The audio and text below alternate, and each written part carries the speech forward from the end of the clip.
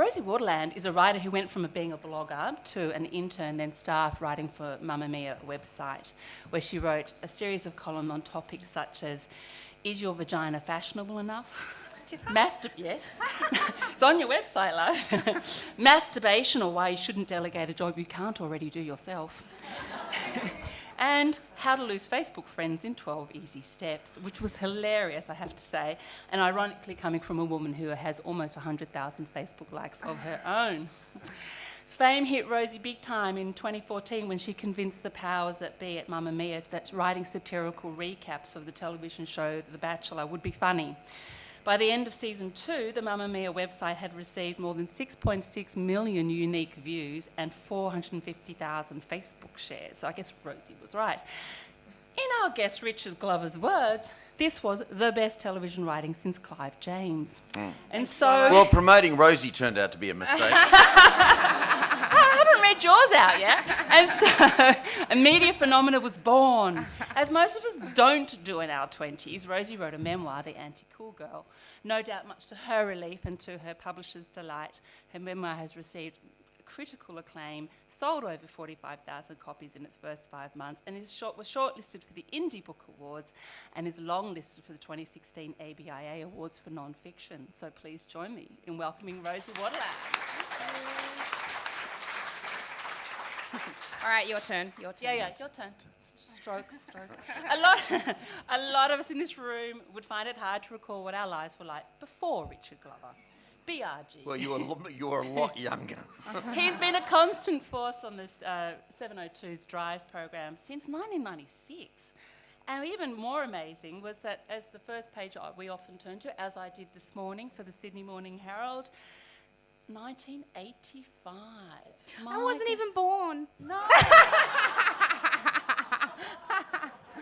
That's like 30 plus years. I mean, my God. Anyway. Rosie was born into a world without Elvis, and I think it shows. Richard's nascent career in journalism began at age 10, and this proves to you that I've been watching your interviews, when he took it upon himself to write, print and sell the first school newspaper, which was quickly banned by the authorities, who forced Richard to buy back every single copy sold, return the money, and then witness said copies being burnt. It's very Fahrenheit 451, isn't it? In front of him, undaunted by this experience, so it seems. In high school, Richard again produced a school newspaper, The Drum, the first edition containing the inflammatory headline, "School Canteen Breaks Health Regulations." Needless to say, the canteen had its revenge on young Richard. Well, at least according to you. Nevertheless, he managed to recover from these experiences to become the Sydney Morning Herald's news editor, arts editor and European correspondent.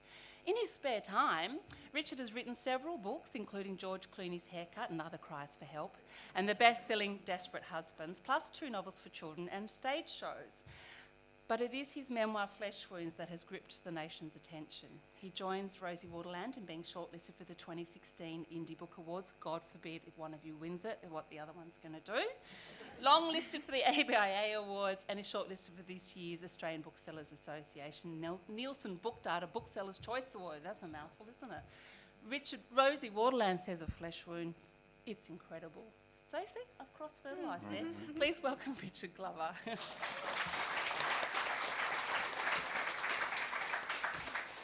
I can't resist not opening with this question, and I really want to know if you guys have played it already, but who's got the weirdest parents? Have you done this? Yeah, well, I think we... look, I'll defer to my partner, Deborah Oswald, who read my book, of course, and I think enjoyed it, and then read Rosie's book. And then after she'd read Rosie's book, gasping and panting and weeping and laughing, she then picked up mine again and said, "You know, Richard, you really are just a middle-class whinger."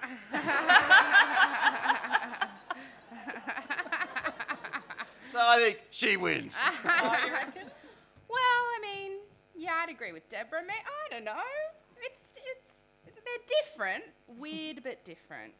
I think what's interesting about the books is that even though we are very different ages and we've had very different experiences, there's something really similar about our approach to this story, and that we've both attempted to try to find some sunshine in all the darkness, and we've tried to use humour as a stick with which to beat down reality. Yeah, I think that's true. And I think that's the way a lot of people use it in life, and both the books kind of endorse that as a really useful therapeutic process. Yeah. Let alone writing a book as a Yeah. therapeutic process. People itself. often ask me if it's a coping mechanism, and I'm not sure.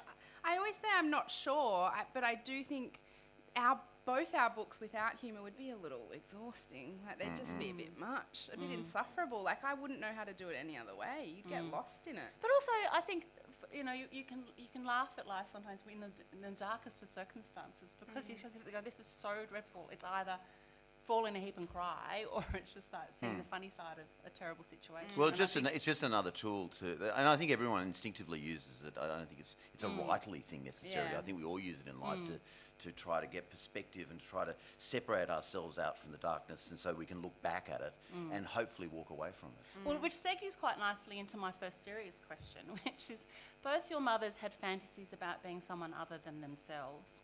Alice reinvented herself as Bunty, whose father worked alongside Sir Winston Churchill.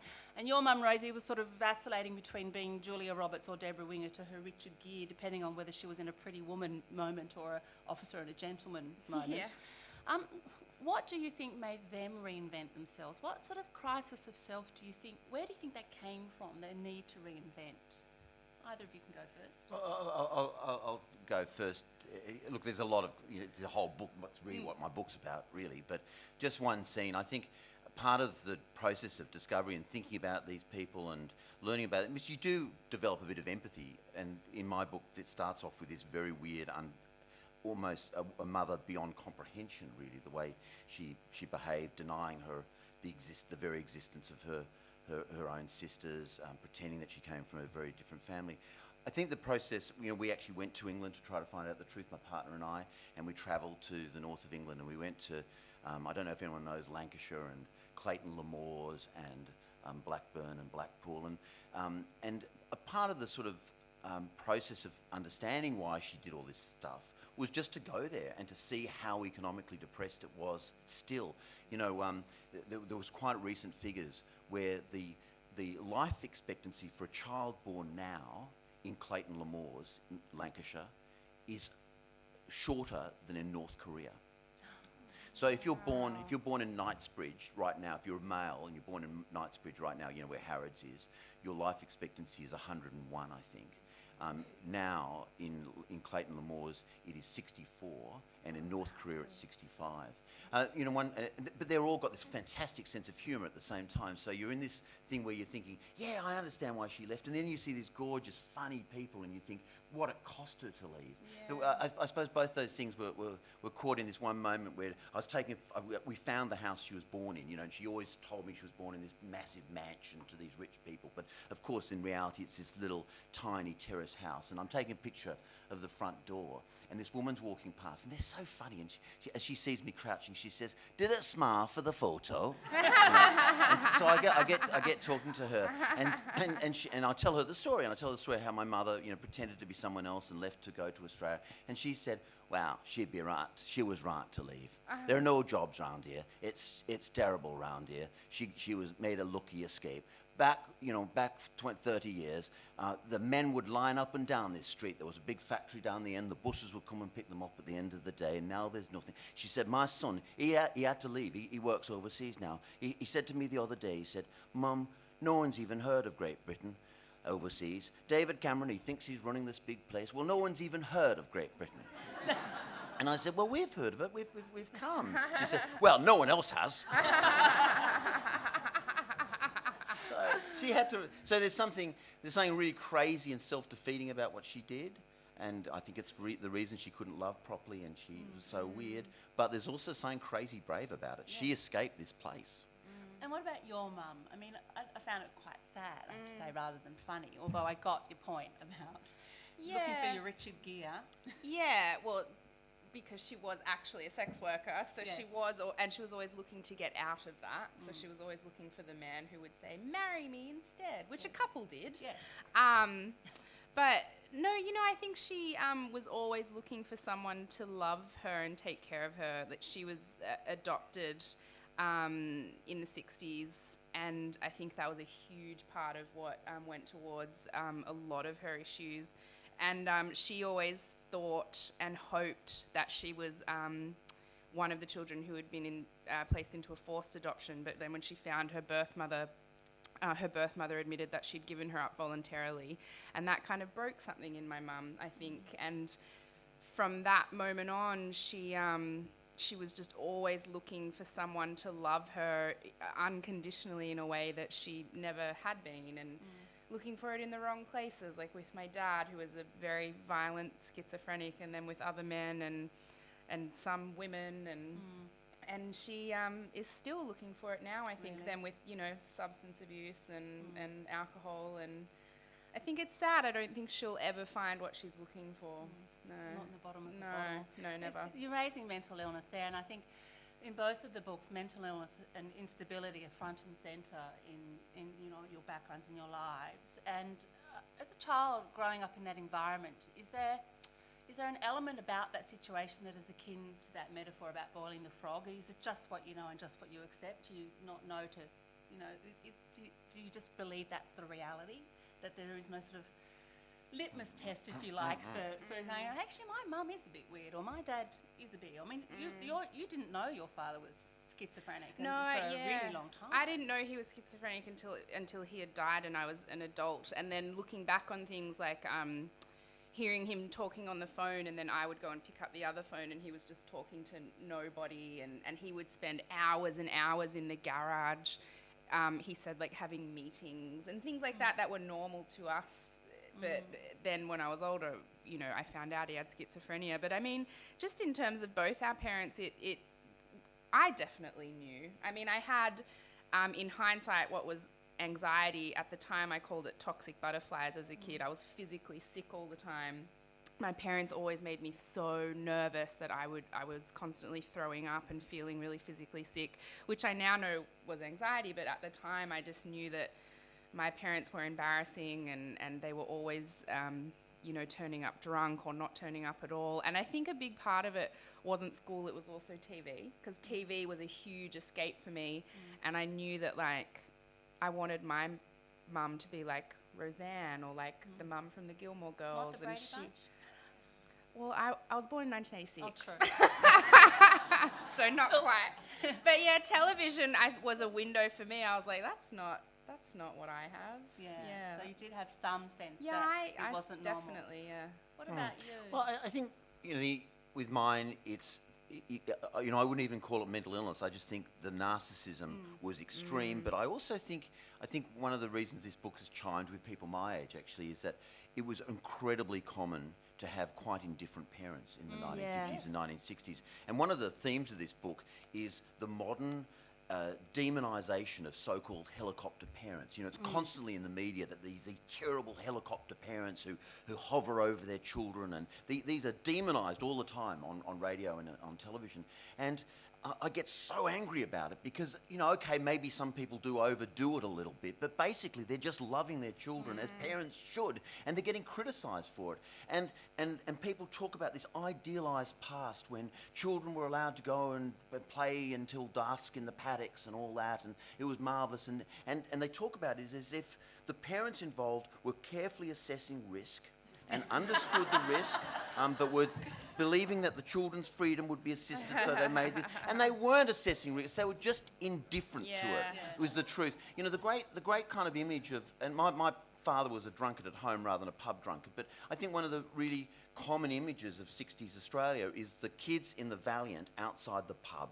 And the difference between a good father and a bad father is the good father, halfway through the drinking session, whips out and gives them and passes a lemonade through Pink lemonade. and the bad father doesn't. And the idea that that's the idealised past, and people are bagging the shit out of young parents because they actually care about their children and are standing. The way kids, parents now, if you go to soccer games, the whole sideline is full of parents and grandparents assiduously watching the game. Now, honestly, and I'm not saying this is absolutely everybody, but I don't remember that at all. Oh, it wasn't. I don't remember that. You used to cycle, you used to get on your own bike and ride to the thing and play the game of, in my case, it was rugby, and then you, which I played very poorly. Glover, go get the ball. Can't, sir. Why not? Might get hurt, sir. But, you know, so I wasn't very good. And then you'd cycle home, but there'd be no parents there. No. Couldn't be bothered. Oh, what I wouldn't give. I always say now, I always really wish my mum was a stage mother. Like, what I wouldn't give. Because I wanted to do drama classes and writing classes, and she never took me. And I always say, I'd have an Oscar by now. if she'd taken me. Damn it. Damn interesting. Yeah. Bring helicopter parents on. Richard, you know, you're an only child. The story of your conception is both hilarious and hurtful at the same time. I'd like to. And I never felt like the favourite, which is hard when you're only. Can you share that story with us and tell us how it informed your opinion of yourself, like your sense of place in your little family as you grew up? Well, the book starts with this thing that my mother always told me when I was growing up, and would tell anybody who cared to listen all through my adolescence until the moment she kind of walked out on us. And that was that I was Australia's first artificial insemination baby. And I know you're looking at me and thinking, a little bit old for that, Dickie. But she wasn't talking IVF, which is a 1970s thing. She's talking old school. She's talking turkey baster. And it is true, if you look back in the history books, that in 1958, when I was born, they were starting to use that traditional animal technology to create human beings. And so her story was actually quite plausible, that maybe I was the first artificial insemination baby in the country. And, you know, I think what was unusual wasn't that claim, actually. What was unusual is the reason she gave for that claim, which is that she had never, in the 13 years she'd been married to my father, she had never, ever, ever, not once slept with him. The marriage was unconsummated. And even in 1958, you had to have sex to have a baby. And you know, according to my mother, they were in New Guinea at the time, and they came down to Sydney, and they saw a gynecologist, and she always used to mention the name because he was quite a posh gynecologist. Let me test out the crowd, because I told this story in Mossman, and they all went, "Oh, of course!" But it was Professor Malcolm Coppelson. Oh, good. But he was the top man, and you know, real eastern suburbs thing. And they went to see him, and you know, and my father went behind the little curtain and gave the sperm, and my mother submitted to the procedure, and according to her, it worked. You know, she was both pregnant and a virgin. So if you want to call me Jesus. But the thing that makes that story sad is then your father's version of the story. Well, his version's virtually the same. I mean, according to him, yes, they'd never slept together in 13 years. Yes, they came down to Sydney and saw Professor Malcolm Coppelson. And according to him, it actually didn't work, and they went back to New Guinea, and she was forced to sleep with him just the once in order to have me. But, you know, whichever story you believe, it's hard for me to think of myself as a love child. but she knew that story from a really young age. Yeah, she would tell everybody. How did that make you feel? I mean, like, I think that goes back to your other question. Is well, you don't know any different, do you? And so I think I just thought that their relative indifference to me was entirely normal. And as I say, I think actually it was an extreme version of what was quite common at the time. So, you know, take that into account, which is, but also, you don't have a point for comparison. I also think that neglectful parents are actually, you know, if you're going to have some sort of bad parenting, parents who just ignore you is not a bad option, actually. You know, there are worse. Yeah, there really are worse. Rosie. Look at Rosie, yes. You had a different circumstances because you already had an older sister who you adored and you know wanted to emulate, and you'd go on to have two more sisters. How does that help or hinder your ability to cope when your family's repelling from one crisis to another? I mean, it definitely helped as kids because we were in and out of the foster system so much. So it helped to kind of, when at the start they made an effort to place us together, but unfortunately it's near impossible to place 4 siblings in the one place. So we only got that a couple of times. But, you know, since then growing up, we've had to become each other's family unit. Like, I don't know how we would have survived without each other. We were permanently removed from my mother's care when I was 14 and Rhiannon was 16 and my younger sisters were 7 and 3. So if we hadn't have stuck together and kept each other's baby photos and all that kind of stuff, no one else would have. So that's it. We had to be there for each other. And of course, as we've discussed, your mum ricocheted from one bad relationship to another. Bunty, of course, just left the once Richard to the very odd Tolkien stuffed toy-loving Mr. Phillips. In the scheme of things, that doesn't... You left out the nudist. Oh, yeah, I did.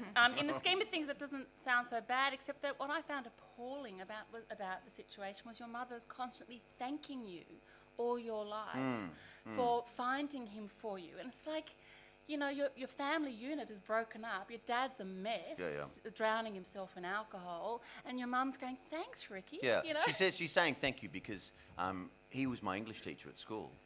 And so she met him at parent-teacher, which is so weird, isn't it? I don't know why it makes it weirder that it's parent-teacher. I guess it's just because you form a mental image, don't you, of yes, Richard's Hamlet essay was quite good, and I gave him... Oh, hello. But yes, and so she ran away. In term 2, my mother disappeared and my English teacher disappeared. And then, you know, what was weird about it was my father was really heartbroken at that point. He really loved your mother. He loved her despite all this, and he was sort of so heartbroken, sort of knocked for six. He left as well. He went back to England, you know, for a time, and after a while, he did move a friend of his in to look after me. But for a time, I was just sort of there in this. This book is not Angela's Ashes. It was quite a nice house. You know, it had a swimming pool, and it had a chest freezer, as all houses. And you weren't having what was it, pig's head for Christmas dinner? Yeah, well, I don't know. But you know, my friends used to love coming to this house without adults, where you know there was a fridge and a. I remember during that period, one of my friends from school with I think unkind accuracy said, Yes. Richard never really left home. Home left him.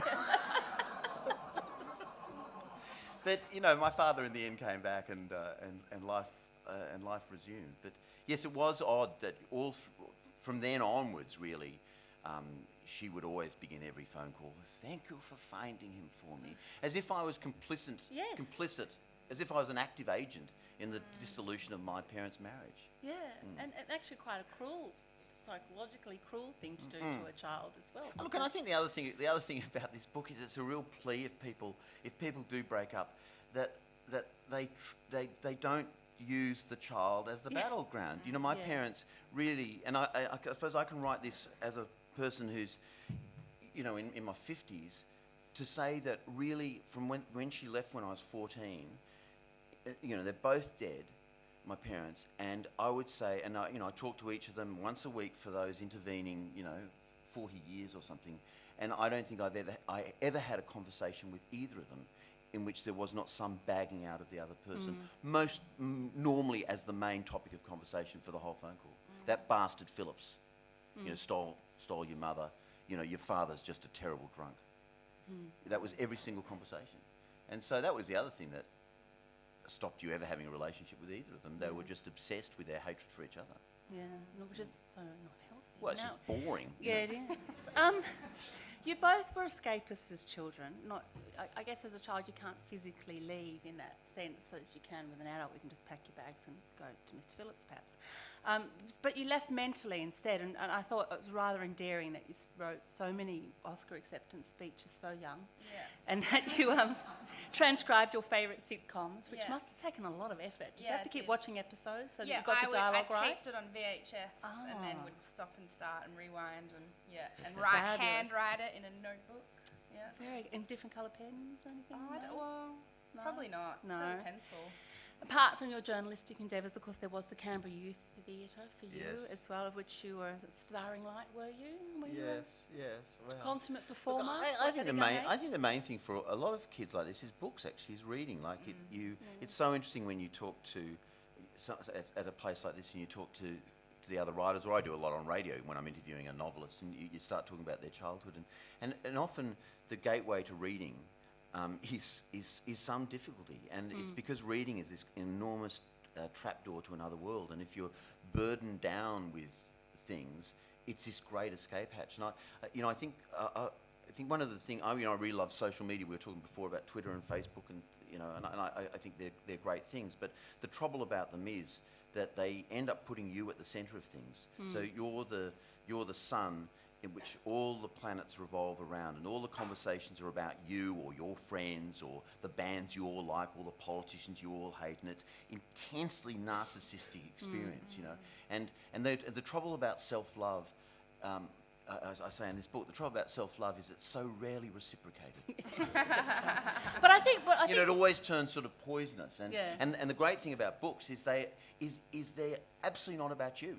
They give you a break from yourself And and they're your very- circumstances. and they also consume large periods of time. So as a child, as an only child with no one else to project off, as it were, you can waste hours of your day Gee, it's in a another pretty world. bleak portrait, isn't it? Well, I'm an only child too, so I know I used to spend a lot of time. But my point was more this. My point was that writing Oscar speeches, transcribing television drama, doing theatre, all these are great escape hatches, but they're also one of the pluses of a troubled childhood, don't you think, is as you look at your lives now, surely it was a gift in a weird way. Oh, absolutely. I mean, my sisters aren't writers like I am. They're not even readers. I mean, my older sister, Rhiannon, was more excited about my book because it was the first book she'd ever read rather than because I'd written a book. Wow. And so I wrote it actually at a level that I hoped my sisters would be able to read, but they never had an interest in it like I did, and it truly has been the thing that's changed my life and launched my career and sent me all the places that I want to go. And I just, for all my parents' faults, I'm just so thankful for my brain more than anything. Are you still going to prepare Oscar speeches? I mean, you know, it may happen. In the shower every day. Of course. You, of course, found a different outlet for that actor in you, didn't you? I mean, radio's been a gift to you. Yeah, I guess so. Yeah, I guess so. Yeah. Yeah. When I was reading The Anti-Cool Girl, every page, I don't know what everyone else thought, but every page I was waiting for the sexual abuse to happen. Because, you know, with this constant stream of men in your mother's lives and this, you know, negligent parenting also leaves you very vulnerable to be preyed upon, of course. And of course, with you, Richard, though, I actually expected it to be Mr. Phillips when I was reading. Reading, thinking, oh, something bad's going to happen with this English teacher. He shouldn't be tutoring someone who's not top of the class or bottom of the class. But it raised itself in in those terrible days in your London flat. It does raise this question about vulnerable children and how a dysfunctional family can shape your perception, self-esteem, resilience. Why did you decide that you had to include it, both of you? Who wants to go first? Why was it important for you to? You didn't have to. It's your memoir. You could have just skipped that bit. Yeah. I mean, I always felt a lot of guilt that my sister and I didn't do more.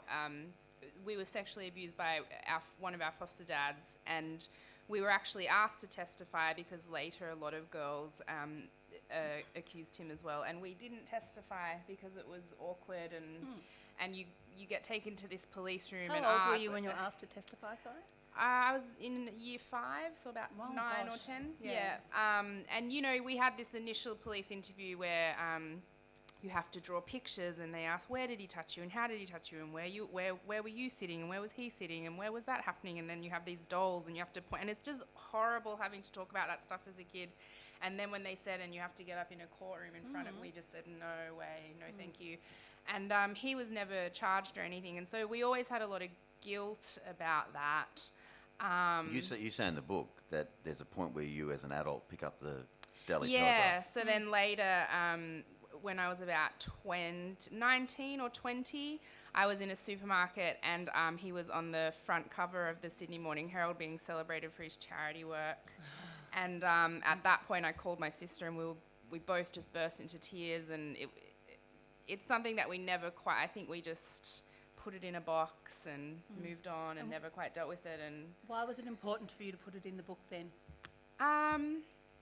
just to finally tell the story. And I actually probably collaborated quite intensely with my sister on that chapter more than any other chapter in the book. I wrote that kind of with her, actually, because we both had a lot of anger about it and a lot of guilt about it, just a lot of different confusing emotions that, you know, child victims of that kind of abuse often have. And writing it down, I guess, gave it a bit of closure. Yeah. Yeah. What about you, Richard? Why did you decide to include it? Well, I think if you're going to write an honest memoir, you might as well be honest. But Yeah. but I also think that to be playful about this stuff is great, and to have to use comedy as a weapon, as we were discussing before, is great. But at some point, you've got to say that these things really do have a price. They really do have a cost, and this goes back to helicopter parents who really love their children. That yes, you could say, okay, that's suffocating, and maybe children don't get to enjoy playing down the stream as they used to. But the reality of this other sort of parenting is that children did used to get abused all the time, and that pedophiles, it was as if you had an early warning system, as if they had a kind of mobile phone in their pocket, beeping when they saw children who weren't being properly parented, and they would swarm around you like bees around some honey. And that is the real cost of it. And to write this story without saying, look, actually there is a cost, there is a price to be paid, and the child pays it, would be to mistell the story. Yeah, excellent. We can't choose our parents, obviously, or what happens to us when we're young. I read somewhere, and I can't remember exactly where I read it, Rosie. Then you've asked yourself the question: would it have been better if my sisters and I had been taken away permanently that first time, instead of constantly going back to your mum? How do you reflect on that now? I mean, you've written the book now. You've gone through another cathartic process. Yeah. Where do you sit on this now? I still don't know how to answer that question. I honestly don't. Can I say I've interviewed you on radio and on stage about 4 times about this book, and you've given a different answer to that question. Yeah, really? I keep changing over the the book came out in September, and I've been asked a lot. I mean, I will say that I definitely think there are far too many rights placed with the parents in situations like this. It's always about the rights of the parents to have their children with them rather than the rights of the children to be in a stable home. So my sisters and I often went to rehab with my mum.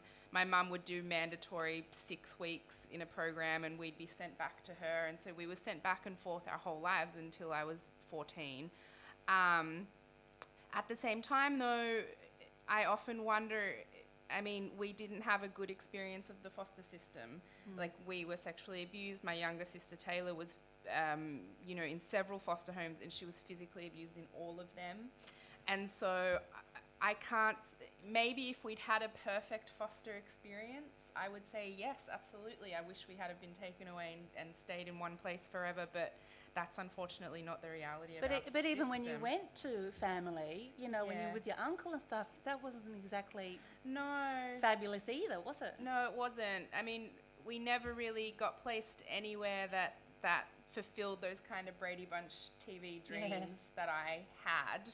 And that's why we ended up becoming family to each other, I suppose. But like, I still, Richard, can't answer that question, and you've asked me it 3 or 4 times.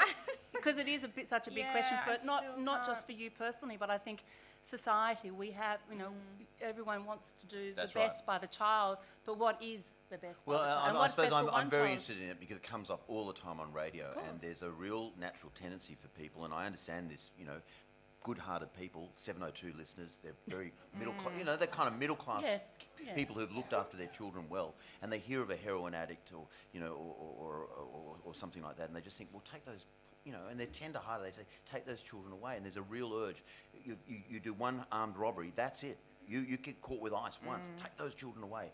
It's absolutely the impulse, and I understand the impulse, but the reality is, and that's what's so interesting about Rosie's story, is the reality is that it's often out of the frying pan into the fire. That because of the nature of the foster system, there are some, I've talked to a lot of people who are in them, and I'm going to be slightly glib here, but the 4 categories of people are really evangelical Christians. I mean, good on them, but they really believe in the human beings, but they've got quite, for what are most people, quite extreme views. That's one group. There's another group who are quite poor and are doing it for the money, and probably doing a pretty good job, but they're absolutely driven by, because the state will, if you can get 4 or 5 kids, you can actually get a thing.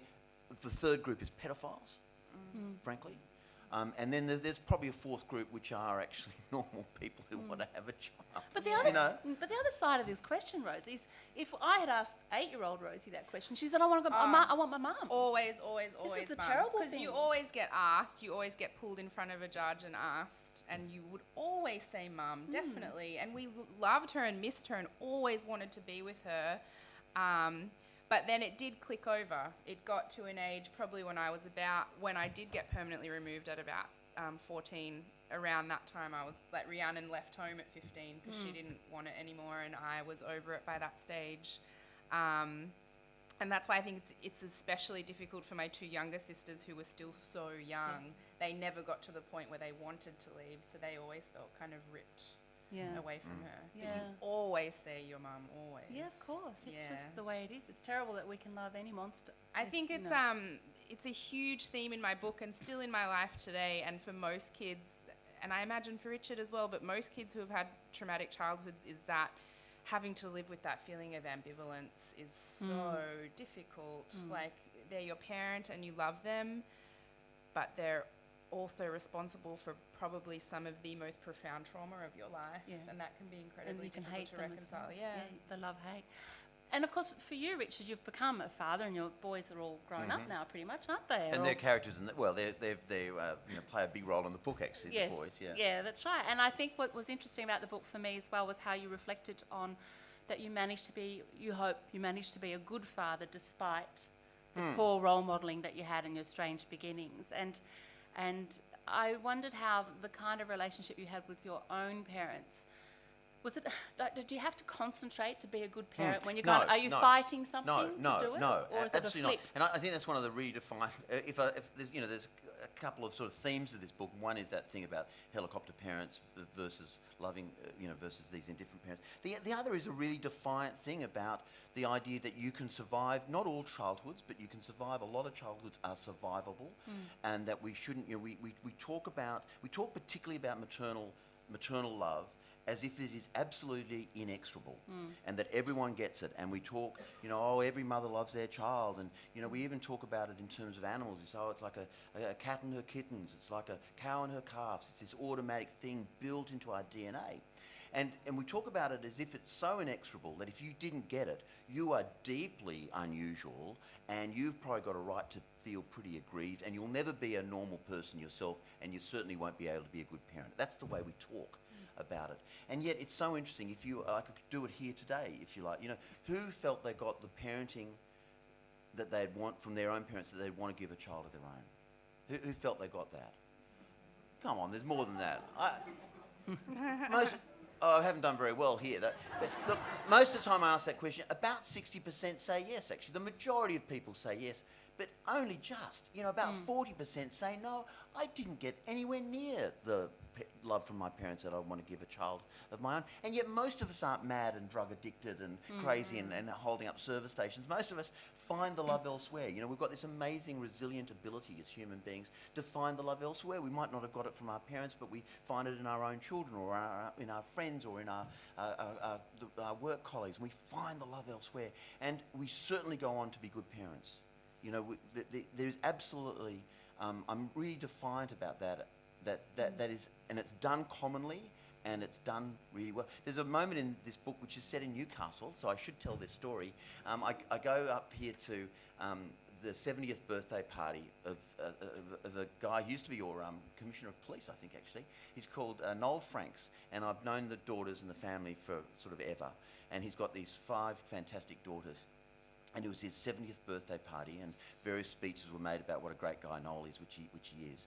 And then Joanne, who works at the University of Newcastle here, who's one of the daughters, stood up to make what is the shortest and most moving speech I've ever heard. And the speech went like this. She stood up, and she obviously she intended to talk for 10 minutes about her dad. And she said, "If you knew the sort of childhood my dad had,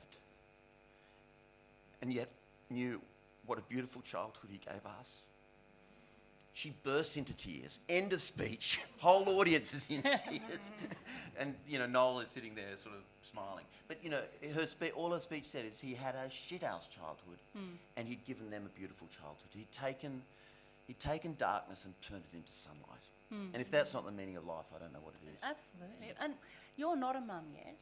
No. But your sister Rhiannon is. Yeah. And she's unfortunately, I suppose, doing that on her own as a single mum. where does motherhood sit for you now? Like, it's obviously in your future potentially, not necessarily your choice. No pressure. Yeah. Wowzers. Mind you, can you imagine the blogging that we'd get from Rosie when the shock and horror of pregnancy and your first child? Can I say on behalf of Mia Freeman that she's willing to pay for the obstetrician? Yeah. I've always, even as a little kid, I said, not till I'm 35, because I always had career Oscar aspirations. But, I'm turning 30 this year, so I'm like, like I've got to meet a man and then got to, I don't, but I'm sort of not really fussed at this point. Like, I love my niece and my nephew, my older sister's 2 kids, and she's an incredible mum, and I sort of, we were always very determined that the cycle of trauma would stop with us. So how do you actively make yourself a better parent, do you think? Apart from not getting pissed constantly. Not being a drunk prostitute. And actually being at home when your kids get home from school, boring stuff like that. Yeah. I mean, my sister, I don't know. Does it frighten you to think about motherhood? It does, just mental health-wise for me, because when I got older, I had post-traumatic stress disorder that I had to deal with, and I do worry about certain parts of being a mother being triggering for me. Yeah. I don't know what it could trigger, but it could trigger something. It could trigger love. Who knows? That's the most likely outcome. Well, yeah, and I mean, my sister's been fine. She's the most incredible mother. And your nieces look amazing. My niece and my nephew are incredible, and I love them so much. So I mean, there's a niggling worry there, but I'm sort of like focusing on my career right now, Meredith. Yeah, okay. Yeah. Your successful stage show. Yeah. Don't bother her. She's got a speech to write. That's right. My sisters can have the babies. I'm pretty sure my 22-year-old sister's going to get pregnant in a hot second. So then there'll be more coming. You can be the wonderful I'll be the auntie. cool aunt. Yeah, yeah.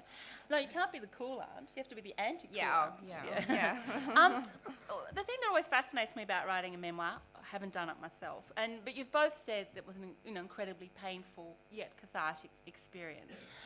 So I guess knowing that you huddled under your blankets for the first month you're supposed to be writing, why commit pen to paper in the first place? So who was holding the gun to your head, as it were, to even tell everyone these stories? Well, I suppose I had, I felt I had a good story to tell. It was a story that Deborah and I had, entertained people with. We haven't talked about the nude Tolkien house yet, but there were these sort of great stories to tell, and it seemed a shame not to tell them. And I suppose the other thing was I think there's a thing in any good writing. Not saying we're good writers or anything, but there is a thing where you try to pin the butterfly accurately to the wall, That's what the writing is about. It's an attempt to take this incoherent thing in yourself, which is all kind of confused.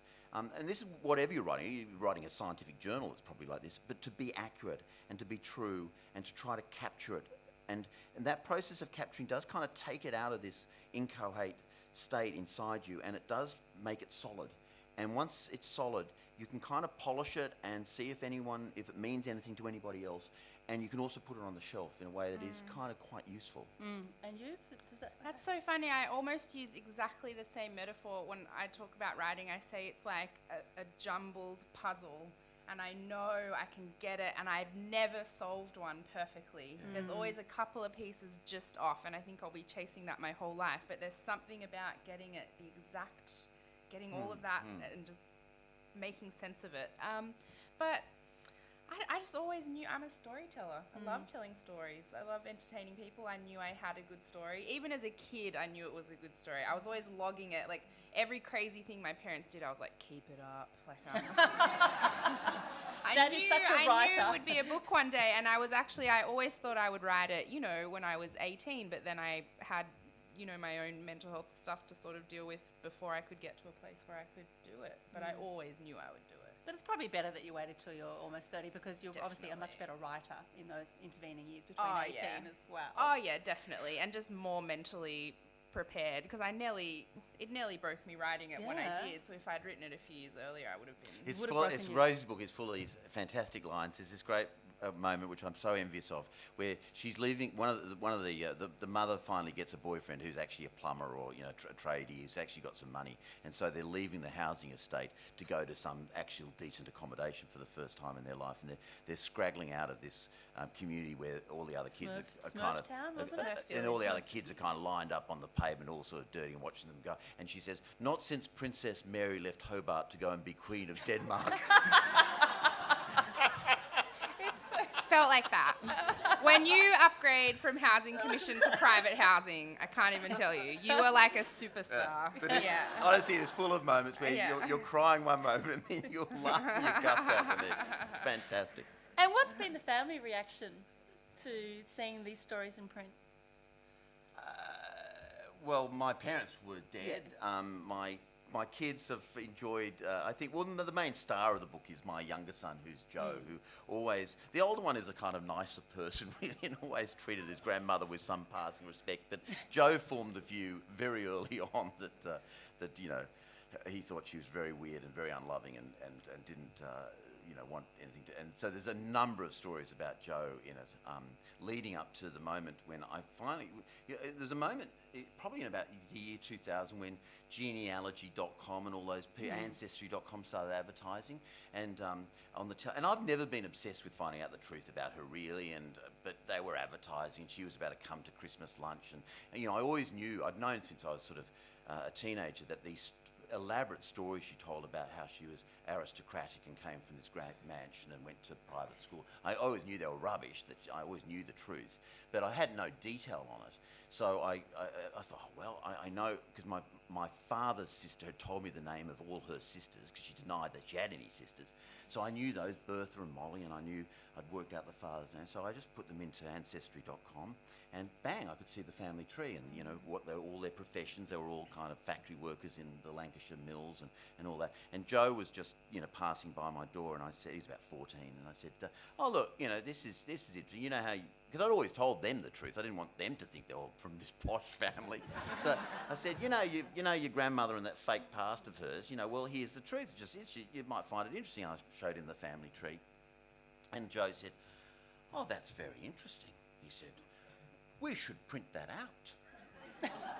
We should laminate that.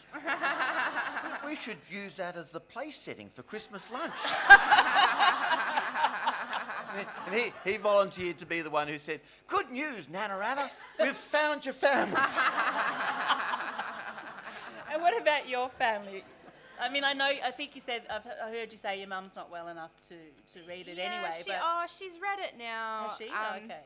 Yeah, she's sort of got the early stages of alcohol-induced dementia. So she read it about 5 times. She says she read it 5 times, but I think what she meant was it took her 5 goes to sort of get through it. And she just got to the end. I said, did you like it? Did you think it was funny? And she said, not particularly. And I said, oh, well why? And she goes, I sounded a bit slutty. And I was like, she's, it's very confronting for her. She tends to just kind of put it in a box because it's too much for her to deal with. My sisters love it because they feel like someone's told their story, which they didn't really have the ability to do. I mean, I had my father passed away as a kid, but his family are all alive. They live in Perth, and they weren't happy with it. They're very conservative, private people, and they didn't appreciate a lot of the stuff that I revealed, so that was awkward. But I was like, well, where were you? Yeah, that's right. I'm going to hand over to the floor in a minute, so I'm going to go one last question while you're all getting your questions ready. So you've both survived into functioning adulthood. Depends how you define functioning. I know. I'm using the term terribly loosely. What conclusions have you reached about families and what matters? Oh, God. Well, that's the topic. I'm doing the writing thing. I'm looping it back. I will say, for me, the one thing I found in my life from moving so much and all the inconsistency is that home is not a physical place. Home is people. Home is my sisters. Home and family are what you make it. And so for us, just wherever they are, that's where home is. Cool. What about you, Richard? The thing I said before, really, about the amazing resilience of human beings. I think there are some childhoods which are so terrible that, they probably are very difficult to survive. But for most people, you can survive. These things are all survivable. Most of us do. And our expectations, I think, are wrong, that we all expect that these things are... A good childhood is given by life. But if you talk to your friends, you'll realise that actually, and as I say, maybe the majority have had that, but a very big minority haven't. And yet, most of us survive. So it's really common, and it's really common for us to find the love elsewhere. Now, your turn. I've hogged the microphone. Do we have roving mics? We do. Can you just wait for a minute? And remember, everyone, I have to always say this, it's questions, not comments. We get told. Thank you, Tony Jones. Hi, I'm sorry, Richard, I haven't read your book, but I'm going to now because it sounds brilliant. Look, the fact that Rosie is the star.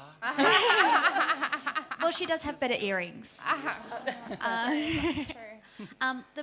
The point you said about reconciling with the ambivalence really resonated for me. And I think it's actually can apply to what you're talking about as well. What I would like to know is when you're writing and when you're knowing you're going to publish these things and you haven't got that response yet from family and from people, I guess, how do you deal with that as writers? Like when you know what you've got to say here, it is personal, it is going to affect people. How do you, cope with that? Because, I can't imagine. Yeah, I mean, I just tried to be as honest as I could according to what I remembered. Like, I just decided if it's an honest memoir, then I'll write exactly what I remember and how I remember it and not deviate from anything else. I at least wanted to feel confident in the fact that I'd told my story from my perspective. Like, it is a memoir, it's your memories. And as long as I did that, I sort of had to, I felt okay about it. I felt like I was honouring my story and not trying to tell anybody else's. So I had a rule with the book that I would only write things that I remembered or write things that people had told me they remembered. So I would say my grandpa told me X about my dad. I would never say that I knew that about my dad without, like, I had some rules there, but I just had to sort of be really, I had to really honour just what I remembered. I suppose I was a bit more of a chicken about it. I didn't really start writing until my father was dead and my mother was lost entirely in dementia. And I don't know that I would have published it until that time, to be honest. But, you know, I really am not critical of either Rosie or the other great memoir that's out at the moment is a memoir called Maggie and Me by Damien Barr. You should buy certainly Rosie and my books first, but and you know and that's a fantastic book about growing up in a Glasgow slum, and it's you know, again the mother doesn't actually beat up the boy, but she kind of lets these men do terrible things to him, and it's brave and funny and quite similar to our books, I think. Sorry, I'm saying our books. Brave and funny, yes. They are. I think they are. Well, Rosie's is anyway.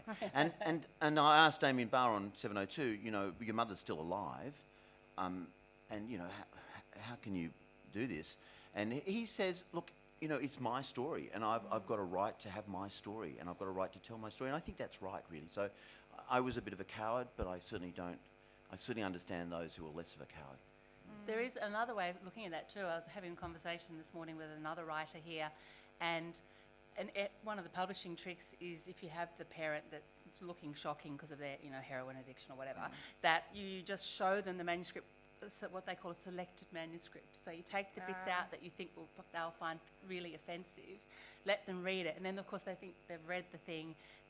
You run the risk though if they decide to reread it or they decide to read the reviews. Well, that's the problem. I never gave my mum the book. She got her own copy, which I didn't think she would. So I mean, that's why I never gave her one. God no.